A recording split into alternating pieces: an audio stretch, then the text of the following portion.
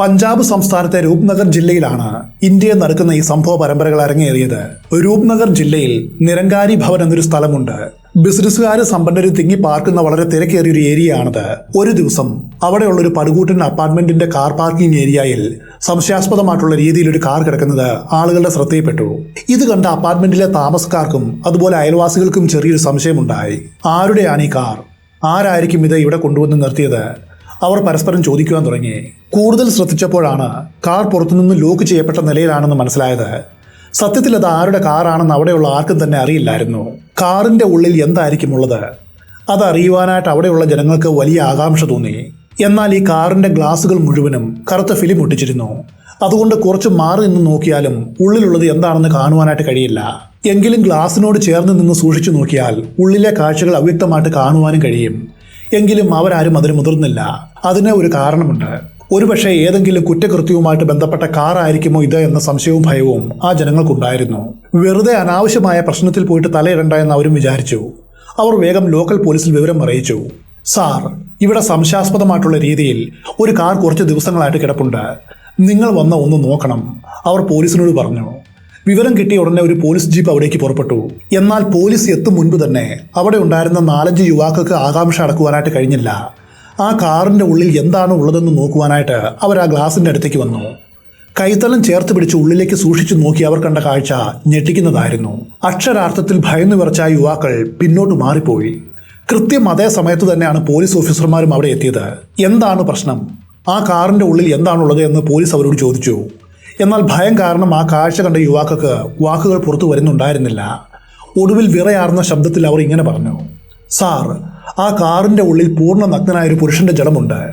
ഈ വാർത്ത കേട്ട പോലീസിനും വലിയൊരു ഞെട്ടലുണ്ടായി. കാരണം ആ പ്രദേശത്ത് ഇതിനു മുൻപ് ഇങ്ങനൊരു കുറ്റകൃത്യം നടന്നിട്ടുണ്ടായിരുന്നില്ല. അതും ഇത്രയും ജനവാസമുള്ളൊരു സ്ഥലത്ത് ഒരു കാറിന്റെ ഉള്ളിൽ പൂർണ്ണ നഗ്നനായ നിലയിൽ ഒരു മൃതദേഹം കണ്ടെത്തുക, ഇത് വളരെ അസാധാരണമായൊരു സംഭവമായിരുന്നു. ഉടൻ തന്നെ പോലീസ് ഒരു മെക്കാനിക്കിനെ വിളിച്ച് കാറിന്റെ വാതിൽ തുറപ്പിച്ചു. പോലീസ് ഓഫീസർമാർ കാറിന്റെ ഉൾവശം പരിശോധിച്ചപ്പോൾ ആ യുവാക്കൾ പറഞ്ഞതുപോലെ പൂർണ്ണ നഗ്നനായ ഒരു പുരുഷന്റെ ജഡം അതിന്റെ ഉള്ളിൽ ഉണ്ടായിരുന്നു. അയാളുടെ കഴുത്തിൽ അതിശക്തമായിട്ട് ചരടുകൊണ്ട് ആരോ വരിഞ്ഞു മുറുക്കിയ പാടുണ്ടായിരുന്നു. ഇതിൽ നിന്നും ആ വ്യക്തിയെ ആരോ കഴുത്തിൽ ഞെരിച്ച് അതിക്രൂരമായിട്ട് കൊലപ്പെടുത്തിയതാണെന്ന് പോലീസിന് വ്യക്തമായി. കൂടുതൽ തെളിവുകൾ ശേഖരിക്കുവാനായിട്ട് ജഡം തിരിച്ചു നോക്കിയപ്പോൾ കണ്ടത് ഞെട്ടിക്കുന്ന മറ്റൊരു കാഴ്ചയായിരുന്നു. മരിച്ചയാളുടെ മുതുകിൽ കൊലയാളി ഒരു വാചകം എഴുതി വെച്ചിരുന്നു. പഞ്ചാബി ഭാഷയിൽ ദേഗേബാസ് എന്നായിരുന്നു അവിടെ എഴുതി വെച്ചിരുന്നത്. ഇംഗ്ലീഷിൽ ഇതിന്റെ അർത്ഥം ചീറ്റർ എന്നാണ്, അതായത് വഞ്ചകൻ. കൊല്ലപ്പെട്ട ഈ വ്യക്തി മറ്റാരെയോ വഞ്ചിച്ചിട്ടുണ്ടെന്നും ആ വൈരാഗ്യത്തിൽ കൊലയാളി ഇയാളെ കൊലപ്പെടുത്തിയിരിക്കാമെന്നും അതിനുശേഷം ജഡം നഗ്നമാക്കി മുതുകിൽ വഞ്ചകൻ എന്നെഴുതി വെച്ചിട്ട് പോയതാണെന്നും പോലീസിന് മനസ്സിലായി. അതുകൊണ്ട് ഇതൊരിക്കലും മോഷണ ശ്രമത്തിനിടയിൽ നടന്ന കൊലപാതകമല്ല, തികച്ചും വ്യക്തിപരമായിട്ടുള്ള വൈരാഗ്യമാണ് ഇതിന്റെ പിന്നിലെന്നും പോലീസ് ഉറപ്പിച്ചു. അന്വേഷണത്തിന്റെ ആദ്യപടിയായിട്ട് മരിച്ച വ്യക്തിയെ തിരിച്ചറിയുവാനായിട്ട് പോലീസ് ശ്രമിച്ചു.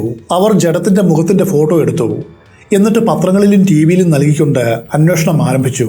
ഒടുവിൽ ആ വ്യക്തി ആരാണെന്ന് കണ്ടെത്തി. ഹർപ്രീത് സിംഗ് എന്ന 27 വയസ്സുകാരനായിരുന്നു അത്. അയാൾ അവിടെ ആ പ്രദേശത്ത് ഒരു ബിസിനസ് നടത്തി വരികയായിരുന്നു. മാത്രവുമല്ല, ആ കാറും ഹർപ്രീത് സിംഗിന്റെ ആയിരുന്നു. സ്വന്തം കാറിന്റെ ഉള്ളിൽ വെച്ചാണ് അയാൾ അതിക്രൂരമായിട്ട് കൊല്ലപ്പെട്ടത്. എങ്കിലും ഇത് വളരെ ജനവാസമുള്ളൊരു ഏരിയ ആണ്. അതുകൊണ്ട് ഈ കാർ കൊണ്ടുവന്ന് നിർത്തിയ ആളെ തീർച്ചയായിട്ടും ഇവിടെയുള്ള ആരെങ്കിലും കണ്ടിരിക്കുവാനായിട്ട് സാധ്യതയുണ്ട്. അങ്ങനെ പോലീസ് അനുമാനിച്ചു. അവർ ആ പ്രദേശത്തുള്ളവരോട് ഇതിനെക്കുറിച്ച് അന്വേഷിച്ചു. അപ്പോൾ അവരിൽ ഒരാൾ മുൻപോട്ട് വന്ന പോലീസിനോട് ഇങ്ങനെ പറഞ്ഞു. സാർ, ഞാൻ പകൽ സമയത്ത് നോക്കുമ്പോൾ ഈ കാർ അവിടെ ഉണ്ടായിരുന്നില്ല. പിറ്റേ ദിവസം രാവിലെ നോക്കുമ്പോൾ ഈ കാർ ഇവിടെ ഉണ്ടായിരുന്നു. അതിന്റെ അർത്ഥം അർദ്ധരാത്രിയുടെ മറവിലാണ് ഈ കാർ ഇവിടെ കൊണ്ടുവന്ന് പാർക്ക് ചെയ്തിട്ടുള്ളത്. കൊലപാതകം നടത്തിയ ശേഷം കൊലയാളി തന്നെ ആയിരിക്കാം ഈ കാർ അവിടെ കൊണ്ടുവന്നിട്ടതെന്ന് പോലീസ് അനുമാനിച്ചു. എന്നാൽ കഷ്ടകാലത്തിന് ആ ഏരിയയിൽ CCTV ക്യാമറകളോ അതുപോലെ മറ്റ് ദൃക്സാക്ഷികളോ ഉണ്ടായിരുന്നില്ല. പോലീസ് എത്രയൊക്കെ അന്വേഷിച്ചിട്ടും കാർ ഓടിച്ചുകൊണ്ടുവന്നത് ആരാണെന്നോ മരിക്കും മുൻപ് ഹർപ്രീത് സിംഗ് അവസാനമായിട്ട് കണ്ടത് ആരെയാണെന്നോ കണ്ടെത്തുവാനായിട്ട് കഴിഞ്ഞില്ല. ജഡം പോസ്റ്റ്മോർട്ടത്തിന് അയച്ചു. പോസ്റ്റ്മോർട്ടം റിപ്പോർട്ട് വൈകാതെ വന്നു. അതിൽ ഡോക്ടർമാർ എഴുതിയ കാര്യങ്ങൾ പോലീസിനെ വീണ്ടും കുഴക്കി. കഴുത്ത് ഞെരിച്ചതുകൊണ്ടാണ് മരണം സംഭവിച്ചത്. ജീവൻ രക്ഷിക്കുവാനായിട്ട് ഹർപ്രീത് വന്യമായിട്ട് പോരാടിയിരുന്നു. അതിന്റെ ഫലമായിട്ടുണ്ടായ ഡിഫൻസീവ് വൂണ്ടുകളും ശരീരത്തിലുണ്ട്, ഡോക്ടർമാർ വ്യക്തമാക്കി. ഇതൊഴിച്ചു നിർത്തിയാൽ കൊലയാളിയെക്കുറിച്ച് സൂചന നൽകുന്ന മറ്റ് യാതൊരു തെളിവുകളും ആ ശരീരത്തിൽ നിന്ന് ലഭിച്ചില്ല. ചുരുക്കത്തിൽ മരിച്ചയാളുടെ മുതുകിൽ എഴുതിയിരുന്ന വഞ്ചകൻ എന്ന വാക്ക് മാത്രമായിരുന്നു പോലീസിന് കിട്ടിയ ഒരേ ഒരു തെളിവ്. അത് വെച്ച് വേണം കേസ് മുൻപോട്ട് പോകുവാനായിട്ട്. ഈ സംഭവം നടന്നത് 2024 ജനുവരി മാസത്തിലാണ്. ഇത് കഴിഞ്ഞ കൃത്യം 3 മാസം പിന്നിട്ടു. 2024 ഏപ്രിൽ മാസത്തിൽ ഇതേ രൂപ്നഗർ ജില്ലയിൽ തന്നെ മറ്റൊരു സംഭവം കൂടി അരങ്ങേറി. ഗ്രാമത്തിന് പുറത്ത് ജനസഞ്ചാരമില്ലാത്ത തികച്ചും വിജനമായിട്ടുള്ള ഒരു പുൽമേട്ടിൽ നിന്നും ഒരു പുരുഷന്റെ ജഡം കൂടി കണ്ടെത്തി. വിവരം കിട്ടിയതിന്റെ തൊട്ടു പിന്നാലെ പോലീസ് ടീം ക്രൈം സീനിലെത്തി. എന്നിട്ട് പരിശോധന നടത്തി. അവിടെയും സമാനമായിട്ടുള്ള ഭയാനകമായ കാഴ്ചയാണ് അവരെ കാത്തിരുന്നത്. പൂർണ്ണ നഗ്നനായ ഒരു പുരുഷന്റെ ജഡം ആ പുൽമേട്ട് കിടപ്പുണ്ടായിരുന്നു. ജഡം തിരിച്ചിട്ട് നോക്കിയപ്പോൾ ആദ്യത്തെ കൊലപാതകത്തിൽ കണ്ടതുപോലെ ഇവിടെയും മുതുകത്ത് ചീറ്റർ എന്ന വാക്ക് എഴുതി വെച്ചിരുന്നു. കൊല്ലപ്പെട്ട വ്യക്തി ആരാണെന്ന് പോലീസ് അന്വേഷിച്ചു. വൈകാതെ കണ്ടെത്തി. മുക്തർ സിംഗ് എന്ന 30 വയസ്സുകാരനായിരുന്നു അത്. ആ ഗ്രാമത്തിൽ ട്രാക്ടർ മെക്കാനിക്കായിട്ട് ജോലി ചെയ്തു വരികയായിരുന്നു അയാൾ. മുക്തറിനെ എടുത്തു പറയുവാൻ തക്ക ശത്രുക്കളോ അതുപോലെ ക്രിമിനൽ പശ്ചാത്തലമോ ഉണ്ടായിരുന്നില്ല. ഈ 2 ജഡങ്ങളും കണ്ടെത്തിയ രീതിയും മുതുകിലെ വാചകവും വെച്ച് നോക്കുമ്പോൾ ഇത് രണ്ടും ചെയ്തത് ഒരാൾ തന്നെയാണെന്ന് പോലീസിന് ഉറപ്പായി. മാത്രവുമല്ല, ഈ 2 ക്രൈം സീനുകളും തമ്മിൽ വെറും 4-5 കിലോമീറ്റർ ദൂരം മാത്രമാണുള്ളൂ. എന്നാൽ രണ്ടാമതായിട്ട് കൊല ചെയ്യപ്പെട്ട മുക്തർ സിംഗിന്റെ മരണകാരണം ഒന്നാമത്തേതിൽ നിന്നും തികച്ചും വ്യത്യസ്തമായിരുന്നു. അയാളെ കഴുത്ത് ഞെരിച്ചായിരുന്നില്ല കൊലപ്പെടുത്തിയത്, മറിച്ച് വലിയൊരു കല്ല് ഉപയോഗിച്ച് തലയിൽ അതിക്രൂരമായിട്ട് അടിച്ചാണ് കൊലപ്പെടുത്തിയത്. മരണം ഉറപ്പാക്കിയ ശേഷം കൊലയാളി വസ്ത്രങ്ങളെല്ലാം അഴിച്ചു മാറ്റി. അതിനുശേഷം മുതുകിൽ ആ വാചകം എഴുതി വെച്ചു, ദേഗെ ബാസ്. കൊലപാതക രീതിയിൽ വ്യത്യാസമുണ്ടെങ്കിലും ഇതിന് പിന്നിലെ പ്രതി ഒരുവനാണെന്ന് പോലീസ് ഉറച്ചു വിശ്വസിച്ചു. ഒരുപക്ഷെ മുക്തർ സിംഗും ആ കൊലയാളിയെ ഏതെങ്കിലും വിധത്തിൽ വഞ്ചിച്ചിരിക്കാം. അതിന്റെ പ്രതികാരമായിട്ടാണ് ഈ കൊലപാതകം നടന്നത് പോലീസ് ഊഹിച്ചു. സാധാരണയായിട്ട് ഇത്തരം റിവഞ്ച് സീരിയൽ കില്ലിംഗ് കേസുകൾ എടുത്താൽ അതിൽ കൊല്ലപ്പെട്ട ഇരകൾ തമ്മിൽ എന്തെങ്കിലും ഒരു ബന്ധമുണ്ടാവും. ഇവരെല്ലാവരും കോമൺ ആയിട്ട് ഒരാളുമായിട്ട് കണക്റ്റ് ആയിരിക്കും, അല്ലെങ്കിൽ കോമൺ ആയിട്ടുള്ള ഏതെങ്കിലും സാഹചര്യമോ അങ്ങനെ തുടങ്ങി എന്തെങ്കിലും ഉണ്ടായിരിക്കും. കുറഞ്ഞ പക്ഷം ഇവർ തമ്മിൽ പരിചയമെങ്കിലും ഉണ്ടായിരിക്കും. അങ്ങനെ എന്തെങ്കിലും ഒരു ബന്ധം പോലീസിന് കണ്ടെത്തുവാനായാൽ ഇവരുടെ പൊതുശത്രുവിനെ കണ്ടുപിടിക്കുവാനായിട്ട് എളുപ്പത്തിൽ സാധിക്കും. അയാളായിരിക്കും കുറ്റവാളിയാകുവാനായിട്ട് സാധ്യത ഏറെയുള്ളത്. എന്നാൽ ഹർപ്രീത് സിംഗിനും മുക്തർ സിംഗിനും തമ്മിൽ യാതൊരുവിധ മുൻപരിചയമില്ലായിരുന്നു. 2 പേരെയും കൊലപ്പെടുത്തിയത് ഒരേ കൊലയാളിയാണ്. അയാളുടെ ലക്ഷ്യവും ഒന്നാണ്, പ്രതികാരം. ഇവർ 2 പേരും അയാളെ ഏതോ വിധത്തിൽ വഞ്ചിച്ചിരുന്നു. അടുത്തതായിട്ട് പോലീസ് നടത്തിയ അന്വേഷണം ഇതായിരുന്നു. ഇവർ 2 പേരും ആരുടെയെങ്കിലും കയ്യിൽ നിന്നും പണം കടം വാങ്ങിയിരുന്നു. ആ അന്വേഷണവും എങ്ങും എത്തിയില്ല. ഇവർ 2 പേരും കോമൺ ആയിട്ട് ഒരാളുടെ അടുത്തു നിന്നും കടം വാങ്ങിയിട്ടുമില്ല. ഫോറൻസിക് ഓഫീസർമാർ 2 ക്രൈം സീനുകൾ മരിച്ചു പെറുക്കി പരിശോധിച്ചു. എന്നാൽ വിരലടയാളങ്ങളോ അതുപോലെ DNA അങ്ങനെ തുടങ്ങിയ യാതൊരു ഫോറൻസിക് തെളിവുകളും കണ്ടെത്തുവാനായിട്ട് അവർക്ക് കഴിഞ്ഞില്ല. വലിയ വികസനമൊന്നുമില്ലാത്തൊരു ഗ്രാമത്തിൽ അടുത്തടുത്തായിട്ട് 2 പേർ സമാനമായ രീതിയിൽ കൊല ചെയ്യപ്പെട്ടിരിക്കുന്നു. ഇതിനു പിന്നിൽ പ്രവർത്തിച്ചത് ഒരാളാണ്. പക്ഷേ കുറ്റവാളിയിലേക്ക് എത്തുവാനുള്ള യാതൊരു തെളിവും അയാൾ വിട്ടുവെച്ചിട്ടുമില്ല. ഇത് പോലീസിനെ ശരിക്കും മന്ദാളിപ്പിച്ചു. ഈ സീരിയൽ കില്ലിംഗ് ഇതോടെ അവസാനിക്കുമോ, അതോ ഇതൊരു തുടക്കമായിരിക്കുമോ എന്നൊരു ആശങ്ക ജനങ്ങൾക്കും അതുപോലെ പോലീസിനും ഉണ്ടായി. വീണ്ടും മാസങ്ങൾ കടന്നുപോയി.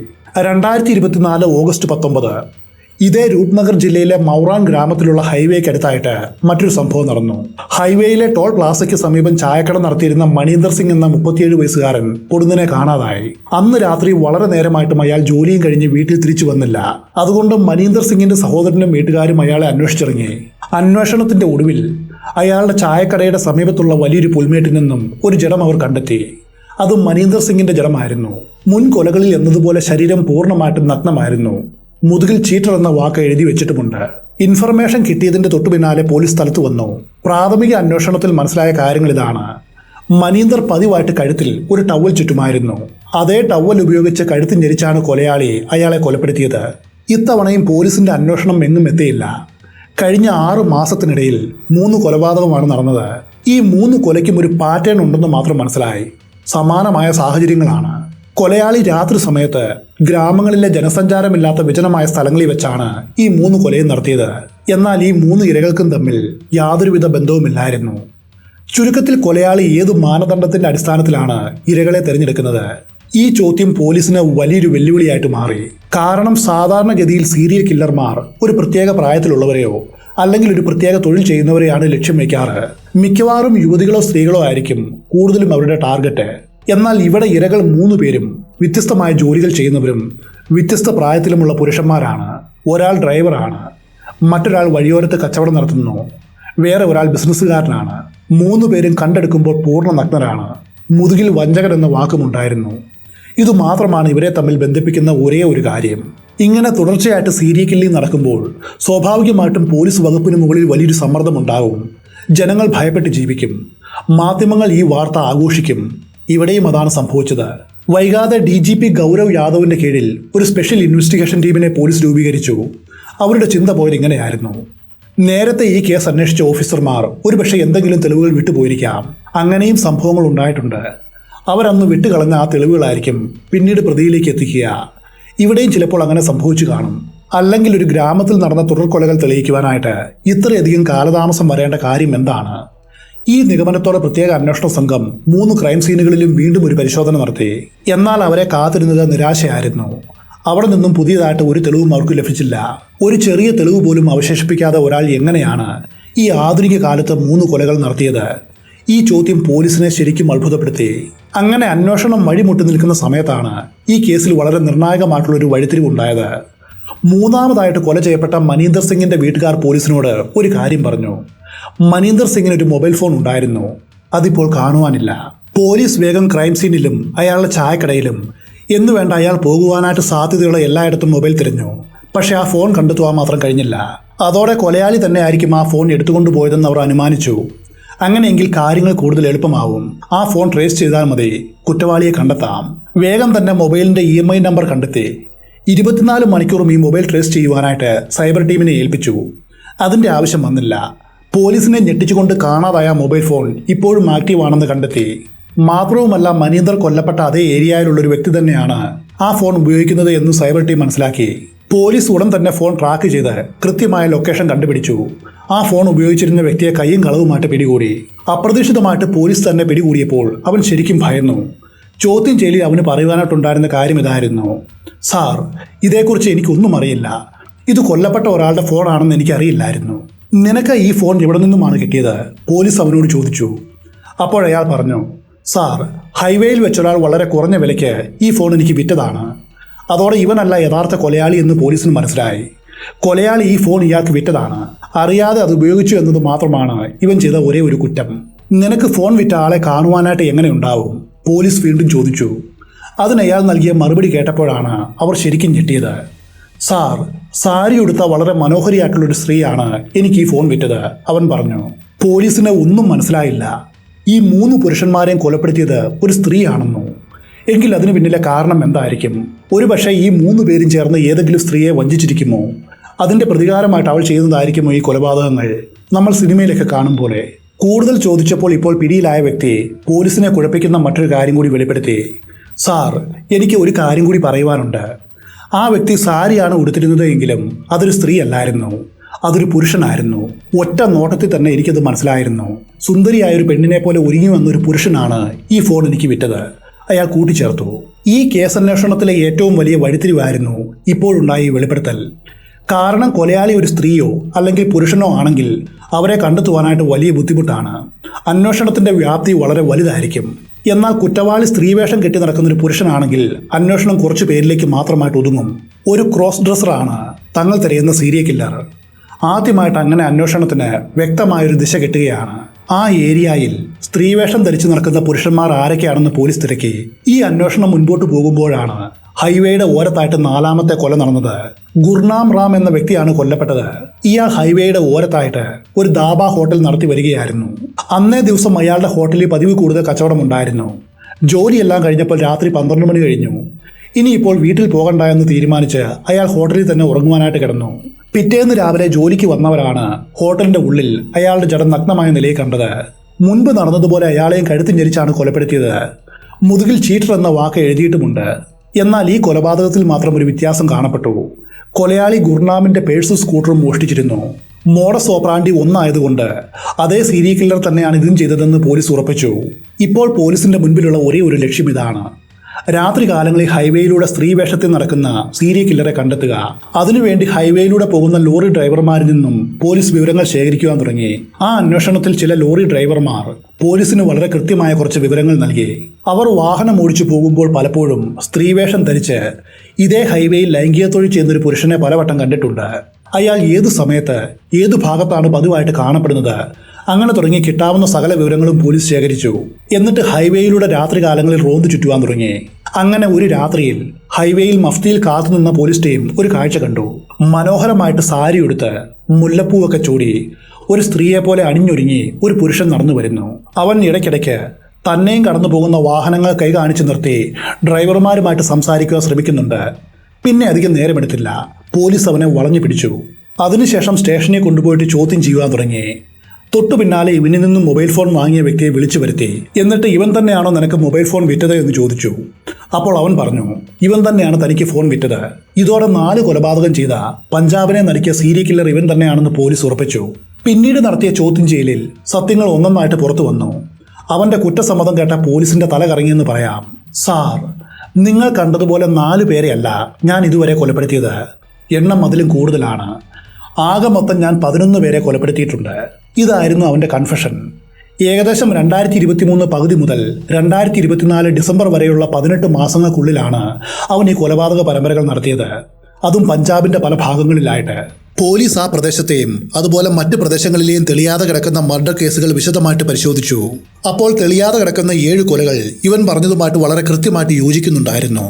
ഈ 7 കൊലകളും ഇപ്പോൾ കണ്ടെത്തിയ 4 കൊലകളും ചേർത്ത് മൊത്തം 11 കൊലപാതകവും അവൻ പ്രത്യേകിച്ച് യാതൊരുവിധ മുന്നൊരുക്കവുമില്ലാതെ ചെയ്തതാണെന്ന് പോലീസ് കണ്ടെത്തി. കാരണം അവരെ ആക്രമിക്കുവാനായിട്ട് ആയുധങ്ങളൊന്നും അവൻ കരുതിയിരുന്നില്ല. പോലീസിന്റെ പിടിയിലായ സമയത്തും അവന്റെ അടുത്ത് ആയുധമൊന്നുമില്ലായിരുന്നു. അവന് വേണ്ട ആയുധങ്ങൾ അവൻ ക്രൈം സ്പോട്ടിൽ നിന്നും കണ്ടെത്തും. അതായിരുന്നു അവന്റെ രീതി. ഒന്നുകിൽ ഇര ധരിച്ചിരുന്ന വസ്ത്രം ഉപയോഗിച്ച് കഴുത്ത് ഞെരിക്കും, അല്ലെങ്കിൽ പരിസരത്ത് കാണുന്ന കല്ലെടുത്ത് അവരുടെ തലയ്ക്കടിക്കും. ഇനി ആരാണിവൻ? എന്തിനാണ് ഇത്രയും കൊലകൾ ഇവൻ ചെയ്തത്? ഇതറിയുവാനായിട്ട് ഓഫീസർമാർക്ക് ആകാംക്ഷയായി. ഇവന്റെ യഥാർത്ഥ പേര് രാം സ്വരൂപ് എന്നാണ്. ഹോഷിയാർപൂർ ജില്ലയിലെ ചൗര ഗ്രാമത്തിലാണ് താമസം. അവന് സോദി എന്നൊരു വിളിപ്പേര് കൂടി ഉണ്ടായിരുന്നു. എന്നാൽ രാത്രി കാലങ്ങളിൽ ലൈംഗിക സേവനത്തിനിറങ്ങുമ്പോൾ അവൻ ഉപയോഗിച്ചിരുന്ന പേര് സ്വാതി എന്നാണ്. ചൗര ഗ്രാമത്തിൽ ജനിച്ചു വളർന്ന അവൻ മാതാപിതാക്കളുടെ ഏക സന്താനമായിരുന്നു. അതുകൊണ്ട് തന്നെ വലിയ സ്വപ്നങ്ങളോടെയാണ് അവനെ അവർ വളർത്തിയത്. 8ാം ക്ലാസ് വരെ രാം സ്വരൂപ് നന്നായിട്ട് പഠിച്ചു. ക്ലാസ്സിൽ ടോപ്പറായിരുന്നു. പക്ഷേ 9ാം ക്ലാസ്സിൽ അവൻ തോറ്റു. ഇതറിഞ്ഞപ്പോൾ മാതാപിതാക്കൾ അവനെ കഠിനമായിട്ട് ശിക്ഷിച്ചു. അതിന് ഗുണമുണ്ടായി. പിന്നീട് അവൻ വാശിക്ക് പിടിച്ചു. 10ാം ക്ലാസ്സിൽ നല്ല മാർക്ക് നേടി ജയിച്ചു. 10ാം ക്ലാസ്സിൽ പഠിക്കുന്ന സമയത്താണ് അവന്റെ ശരീരത്തിലും മനസ്സിലും ചില മാറ്റങ്ങൾ വരുവാൻ തുടങ്ങിയത്. റാമിന് സ്ത്രീകളെ പോലെ വസ്ത്രം ധരിക്കുവാനും അവരെ പോലെ അണിഞ്ഞൊരുങ്ങുവാനും വലിയ ആഗ്രഹം തോന്നി. അതിനുവേണ്ടി സഹപാഠികളായിട്ടുള്ള പെൺകുട്ടികളിൽ നിന്നും ചില കാരണങ്ങൾ പറഞ്ഞ് അവരുടെ വസ്ത്രങ്ങളും മറ്റും അവൻ സംഘടിപ്പിച്ചു. എന്നിട്ട് വീട്ടിൽ കൊണ്ടുവന്ന് വെച്ചു. ആരുമില്ലാത്ത സമയത്ത് ഇതെല്ലാം ധരിച്ച് അണിഞ്ഞൊരുങ്ങി കണ്ണാടിക്ക് മുൻപിൽ നിന്ന് ആസ്വദിക്കുവാൻ തുടങ്ങി. ശരീരത്തിലുണ്ടായ ഹോർമോൺ വ്യതിയാനങ്ങൾ കൊണ്ടായിരുന്നു അവനിൽ ഇത്തരം മാറ്റങ്ങൾ ഉണ്ടായത്. എന്നാൽ അവന്റെ ആ സന്തോഷത്തിന് അധികം ആയുസ്സുണ്ടായില്ല. ഒരു ദിവസം അവൻ സ്ത്രീവേഷത്തിൽ അവന്റെ മുറിയിൽ നിൽക്കുന്നത് അച്ഛനും അമ്മയും നേരിൽ കണ്ടു. അവർക്കത് ഉൾക്കൊള്ളുവാനായിട്ട് കഴിഞ്ഞില്ല. അവരവനെ അതിക്രൂരമായിട്ട് മർദ്ദിച്ചു. ഇനി മേലിൽ ഇത്തരം വസ്ത്രങ്ങൾ ധരിച്ചാൽ കൊന്നുകളയുമെന്ന് വരെ അച്ഛൻ ഭീഷണിപ്പെടുത്തി. അതോടെ തന്റെ ആഗ്രഹങ്ങൾ അന്ന് തന്നെ മനസ്സിൽ അവൻ കുഴിച്ചു മൂടി. എന്നാൽ പിന്നീട് അവന് പഠനത്തിൽ കാര്യമായ ശ്രദ്ധ കേന്ദ്രീകരിക്കുവാനായിട്ട് കഴിയാതെ വന്നു. ചെറുപ്പം മുതലേ ഡ്രൈവിങ്ങിനോട് അവന് വലിയ താല്പര്യമുണ്ടായിരുന്നു. വൈകാതെ അവന് വലിയ വാഹനങ്ങൾ ഓടിക്കുവാനുള്ള ഹെവി ലൈസൻസ് എടുത്തു. അതിനുശേഷം ഒരു ജോലി കിട്ടി ദുബായിലേക്ക് പോയി. 2005 to 2006 കാലഘട്ടത്തിലാണ് രാം സ്വരൂപ് ദുബായിലും ഖത്തറിലുമായിട്ട് ഒരു ഡ്രൈവറായിട്ട് ജോലി ചെയ്തത്. തുടക്കകാലത്ത് അവൻ അവിടെ നന്നായിട്ട് ജോലി ചെയ്യുകയും നാട്ടിലേക്ക് ധാരാളം പണം അയച്ചു കൊടുക്കുകയും ചെയ്തു. എന്നാൽ വൈകാതെ ദുബായിൽ വെച്ച് അവന് ചില മോശം കൂട്ടുകെട്ടുകൾ ഉണ്ടായി. അതിന്റെ ഫലമായിട്ട് അവിടെയുള്ള ചില സ്വർഗരതി ക്ലബ്ബുകളിൽ അവൻ സ്ഥിരമായിട്ട് പോകുവാൻ തുടങ്ങി. ഇതേ തുടർന്ന് സമ്പാദിക്കുന്ന പണമെല്ലാം ഇതിനുവേണ്ടി ചെലവാക്കി. ഇതോടെ അവന്റെ അച്ഛൻ അവനോട് തിരിച്ച് നാട്ടിലേക്ക് വരുവാൻ ആവശ്യപ്പെട്ടു. റാം നാട്ടിലെത്തി. പക്ഷേ നാട്ടിൽ നിൽക്കുവാനായിട്ട് അവന് തീരെ താല്പര്യമില്ലായിരുന്നു. അധികം താമസിയാതെ റാം മറ്റൊരു ജോലിക്ക് വേണ്ടി ഖത്തറിലേക്ക് പോയി. ഇത്തവണ ഖത്തറിൽ അവന് നല്ലൊരു ജോലിയും അതോടൊപ്പം ഉയർന്ന ശമ്പളവും കിട്ടി. അവൻ അയച്ചു കൊടുത്ത പണം ഉപയോഗിച്ച് റാമിന്റെ അച്ഛൻ നാട്ടിൽ ധാരാളം കൃഷിസ്ഥലങ്ങളും വലിയൊരു ഫാമും തുടങ്ങി. അങ്ങനെ കുറച്ച് വർഷങ്ങൾ കഴിഞ്ഞു. ഒടുവിൽ റാമിന്റെ പിതാവ് മകനോട് ഇങ്ങനെ പറഞ്ഞു, നീ സമ്പാദിച്ചതൊക്കെ മതി, ഇനിയൊരു ജീവിതമാണ് വേണ്ടത്. അതിനു വേണ്ടിയിട്ട് നാട്ടിലേക്ക് വരണം. അങ്ങനെ നാട്ടിൽ മടങ്ങിയെത്തിയ അവനെ കൊണ്ട് വീട്ടുകാർ നിർബന്ധിച്ച് ഒരു വിവാഹം കഴിപ്പിച്ചു. അവർക്ക് 2 പെൺകുട്ടികളും ജനിച്ചു. ജീവിതം വളരെ സന്തോഷകരമായിട്ട് മുൻപോട്ട് പോവുകയാണ്. ഇതിന്റെ ഇടയിലാണ് അവന്റെ ജീവിതത്തിലേക്ക് വില്ലനായിട്ട് മദ്യം കടന്നു വരുന്നത്. റാം ഒരു സ്ഥിരം മദ്യപാനിയായിട്ട് മാറി. അതിന് പിന്നാലെ മയക്കുമരുന്ന് ഉപയോഗവും തുടങ്ങി. വൈകാതെ ഇത് രണ്ടിനും അവൻ അടിമയായി. ലഹരിക്ക് അടിമയായതോടെ അവന് കുടുംബ ബിസിനസ്സിൽ ശ്രദ്ധിക്കുവാനായിട്ട് കഴിഞ്ഞില്ല. അതോടൊപ്പം മറ്റൊരു കാര്യം കൂടി സംഭവിച്ചു. ലഹരി വാങ്ങുവാനായിട്ട് പണം ആവശ്യമുള്ളപ്പോൾ അവൻ ഫാമിലെ പശുക്കളെയും അതുപോലെ കൃഷിസ്ഥലങ്ങളും ഒന്നൊന്നായിട്ട് വിൽക്കുവാൻ തുടങ്ങി. വൈകാതെ ആ കുടുംബം വലിയ കടക്കണിയിലായി. അവരുടെ ബിസിനസ് തകർച്ചയിലേക്ക് വീണു. വീട്ടിലും അയാളൊരു തലവേദനയായിരുന്നു. പലപ്പോഴും ലഹരി ഉപയോഗിച്ച ശേഷം വീട്ടിലെത്തി അവൻ തൻ്റെ ഭാര്യയെ ക്രൂരമായിട്ട് മർദ്ദിക്കുകയും പ്രകൃതി വിരുദ്ധ പീഡനങ്ങൾക്ക് ഇരയാക്കുകയും ചെയ്യുമായിരുന്നു. വൈകാതെ അവൻ്റെ അച്ഛനെ കാര്യങ്ങളുടെ ഗൗരവം മനസ്സിലായി. ഇനിയും ഇവനെ വിശ്വസിച്ചാൽ തൻ്റെ മരുമകളും കൊച്ചുമക്കളും തെരുവിലാകുമെന്ന് അയാൾക്ക് ഉറപ്പായി. അതോടെ ബാക്കിയുള്ള കുടുംബസ്വത്തും മുഴുവനും മരുമകളുടെയും കൊച്ചുമക്കളുടെയും പേരിൽ അയാൾ എഴുതി വെച്ചു. ഈ കാര്യം അറിഞ്ഞ റാം ഞെട്ടിപ്പോയി. ഈ കാണുന്ന സ്വത്തെല്ലാം താൻ കഷ്ടപ്പെട്ട് സമ്പാദിച്ചതാണ്. എല്ലാം എനിക്ക് വേണമെന്ന് പറഞ്ഞവൻ വീട്ടിൽ വലിയ വഴക്കുണ്ടാക്കി. അതോടെ ക്ഷമയുടെ നെല്ലിപ്പലക അവന്റെ അച്ഛൻ കണ്ടു. ഒടുവിൽ അയാൾ ആ കടുത്ത തീരുമാനമെടുത്തു. അവനുമായിട്ട് ഇനി തനിക്കോ തന്റെ കുടുംബത്തിലെ മറ്റുള്ളവർക്കോ യാതൊരു ബന്ധവുമില്ല എന്ന് പറഞ്ഞ് അവനെ വീട്ടിൽ നിന്നും അടിച്ചു പുറത്താക്കി. 2022 ഭാര്യയും മക്കളും അയാളെ പൂർണ്ണമായിട്ടും ഉപേക്ഷിച്ചു. വീട്ടിൽ നിന്നും ഇറക്കിവിട്ട് അവന് പോകുവാനായിട്ട് മറ്റൊരിടമില്ലായിരുന്നു. അങ്ങനെയാണ് റൂപ്നഗർ, സർഹിന്ദ്, ഹോഷിയാർപൂർ മേഖലകളിൽ ഒരു നാടോടിയെ പോലെ അവൻ അലഞ്ഞു തിരിയുവാൻ തുടങ്ങിയത്. ലഹരി ഉപയോഗിക്കുവാനും ജീവിക്കുവാനും പണം വേണം. അത് കണ്ടെത്തുവാനായിട്ട് മറ്റൊരു വഴിയെക്കുറിച്ച് ചിന്തിച്ചതും ആ കാലത്താണ്. അലഞ്ഞു തിരിഞ്ഞുള്ള ഇത്തരം യാത്രകളിൽ പലപ്പോഴും അവൻ ഒരു കാര്യം ശ്രദ്ധിച്ചിരുന്നു. ഹൈവേകളിൽ കാത്തുനിന്ന് ലോറി ഡ്രൈവർമാർക്ക് ലൈംഗിക സേവനം നൽകുന്ന സ്ത്രീകളായിരുന്നു അവന്റെ ശ്രദ്ധയിൽപ്പെട്ടത്. മുൻപേ തന്നെ ദുബായിൽ വെച്ച് സ്വർഗരതിയിൽ ഏർപ്പെട്ടിരുന്ന അവന് ഇത് കണ്ടപ്പോൾ ഒരു തോന്നലുണ്ടായി. എന്തുകൊണ്ട് തനിക്കും ഈ തൊഴിൽ ചെയ്തുകൂടാ, അങ്ങനെ പണം സമ്പാദിച്ചുകൂടാ? അങ്ങനെയാണ് രാത്രികാലങ്ങളിൽ പൂർണ്ണമായിട്ടും ഒരു സ്ത്രീയെപ്പോലെ വേഷം കെട്ടിയവൻ ഇറങ്ങിയത്. സാരിയും ഉടുത്ത മുല്ലപ്പൂവും ധരിച്ച് സ്വാതി എന്ന പേര് സ്വീകരിച്ച് ഹൈവേയിൽ കാത്തുനിന്ന ലോറികൾക്കും കാറുകൾക്കും അവൻ കൈ കാണിച്ചു. അങ്ങനെ ഇടപാടുകാരെ കണ്ടെത്തുവാനായിട്ട് തുടങ്ങി. തൻ്റെ കസ്റ്റമേഴ്സിനോട് താൻ ഒരു പുരുഷനാണെന്ന് മുൻകൂട്ടി അവൻ പറയുമായിരുന്നു. അതിനവർക്ക് സമ്മതമാണെങ്കിൽ മാത്രമാണ് തൻ്റെ സേവനത്തിനു വേണ്ടി അവൻ പണം നിശ്ചയിക്കാറ്. എന്നാൽ ചില സമയങ്ങളിൽ സേവനം പൂർത്തിയായ ശേഷം ചില ഇടപാടുകാർ അവൻ ചോദിച്ച പണം നൽകുവാനായിട്ട് തയ്യാറായില്ല. അവരവനെ പരിഹസിച്ച് ആട്ടി ഓടിച്ചു. ലഹരിയുടെ അടിമയായിരുന്ന അവനാവട്ടെ ആരെങ്കിലും തന്നെ വഞ്ചിക്കുന്നതോ കളിയാക്കുന്നതോ സഹിക്കുവാനായിട്ട് കഴിഞ്ഞിരുന്നില്ല.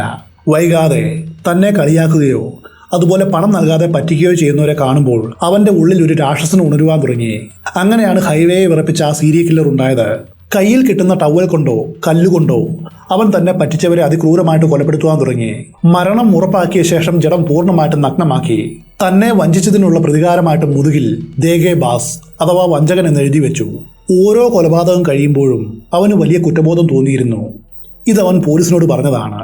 അതുകൊണ്ട് താൻ ആ ജഡങ്ങൾക്ക് മുൻപിൽ കമിഴ്ന്നു വീണ് കരഞ്ഞ് അവരോട് മാപ്പ് അപേക്ഷിച്ചിരുന്നു എന്നും അവൻ പറഞ്ഞു. ഈ രീതിയിൽ പണം നൽകാതെ തന്നെ വഞ്ചിച്ച 11 പേരെയാണ് അവൻ കൊലപ്പെടുത്തിയത്. ഒടുവിൽ കുറ്റവാളി പിടിയിലായി. അതോടെ പഞ്ചാബിനെ ആകെ ഭീതിയിലാഴ്ത്തിയ സീരിയൽ കില്ലർ നാടകത്തിന് തിരശ്ശീലയും വീണു. 2024 ഡിസംബർ മാസത്തിൽ പോലീസ് റാമിന്റെ അറസ്റ്റ് ഔദ്യോഗികമായിട്ട് രേഖപ്പെടുത്തി കോടതിയിൽ കുറ്റപത്രം സമർപ്പിച്ചു. അവൻ ഈ കൊലകൾ നടത്തുമ്പോൾ അവന്റെ മാനസിക നില ശരിയായിരുന്നു എന്നറിയുവാനായിട്ട് കോടതി ഉത്തരവിട്ടു. അതിന്റെ പരിശോധനകളും മറ്റും ഇപ്പോൾ നടന്നു വരുന്നു. ഈ കേസ് ഇപ്പോഴും കോടതിയുടെ കീഴിലാണ്. വിചാരണ നടക്കുന്നു. റാമിന് കുറഞ്ഞത് ജീവപര്യന്തം കിട്ടുമെന്ന് നമുക്ക് അനുമാനിക്കാം. കാരണം ഇവനെ പോലെയുള്ളവർ പുറത്തു വന്നാൽ അത് സമൂഹത്തിന് വലിയ ആപത്തായിരിക്കും. ജീവിതത്തിൽ പലതവണ മികച്ച നിലയിൽ എത്തുവാനുള്ള അവസരങ്ങൾ കിട്ടിയിട്ടും തെറ്റായ വഴിയിലൂടെ സഞ്ചരിച്ച് ജീവിതം നശിപ്പിച്ചൊരു വ്യക്തിയുടെ കഥയാണ് റാം സ്വരൂപിന്റെ. മയക്കുമരുന്ന് എന്ന വിപത്ത് ഒരു മനുഷ്യന്റെ ജീവിതം എങ്ങനെ തകർത്ത് എറിയുന്നു എന്നതിന്റെ വലിയൊരു ഉദാഹരണം കൂടിയാണ് ഈ കഥ. ലഹരിക്ക് അടിമപ്പെട്ടതുകൊണ്ടാണ് അവന് സ്വന്തം കുടുംബവും ജീവിതവും നഷ്ടമായത്. ഒടുവിൽ ഒരു സീരിയൽ കില്ലറായിട്ട് മാറേണ്ടി വന്നതും. ഇത്തരം ഒരു അവസ്ഥ ആർക്കും വരാതിരിക്കുവാനായിട്ട് നമുക്ക് പ്രാർത്ഥിക്കാം. ഈ കേസിനെ കുറിച്ച് നിങ്ങളുടെ കാഴ്ചപ്പാടുകൾ തീർച്ചയായിട്ടും താഴെ രേഖപ്പെടുത്തണം. മറ്റൊരു കഥയിൽ വെച്ച് നമുക്ക് വീണ്ടും കണ്ടുമുട്ടാം.